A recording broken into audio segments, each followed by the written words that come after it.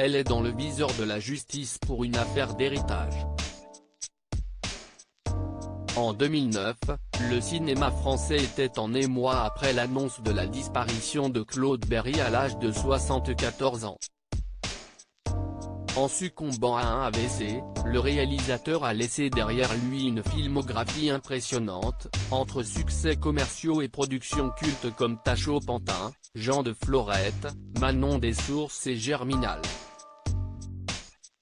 Mais aussi un héritage colossal, dont son fils aîné Thomas Langman réclame aujourd'hui sa part. Depuis plusieurs années, le producteur accuse plusieurs membres de sa famille, dont son frère cadet Darius, de l'avoir lésé d'une partie de l'héritage de son père. Sur le banc des accusés notamment, sa belle-mère Nathalie Reims, qui a été la dernière compagne du réalisateur. Principale mise en cause dans cette affaire, elle pourrait d'ailleurs être prochainement mise en examen pour complicité et recel d'abus de confiance. Née en 1959 à Paris, Nathalie Reims est la sœur de la photographe Bettina Reims. Véritable touche-à-tout, elle débute sa carrière au théâtre, en intégrant notamment en 1976, à l'âge de 17 ans, le Conservatoire de la rue Blanche.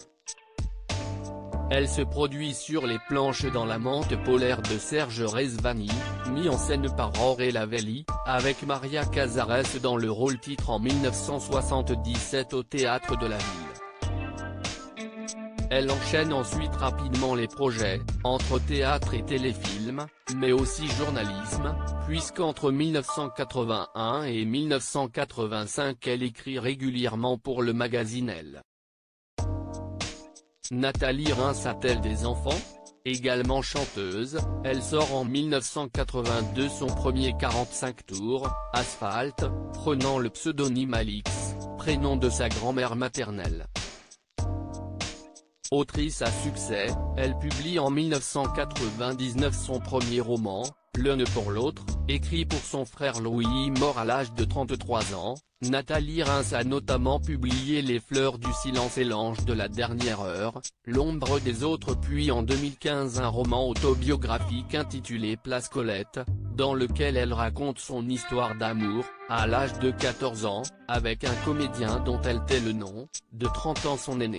Compagne et collaboratrice du producteur-réalisateur Claude Berry, elle crée avec lui en 2002 la société de production Cinéma Hirsch Productions et s'implique, au titre de producteur associé dans des films comme Le Nrest, L'autre part, Ensemble, Si Esti Tout, La Graine et le Mulet, Bienvenue chez les Ch'tis. Avant de rencontrer le réalisateur, elle a été mariée 2 fois, à l'auteur-compositeur Frédéric Botton puis à l'éditeur Léo Scheer, avec qui elle n'a pas eu d'enfant. Loading Widget.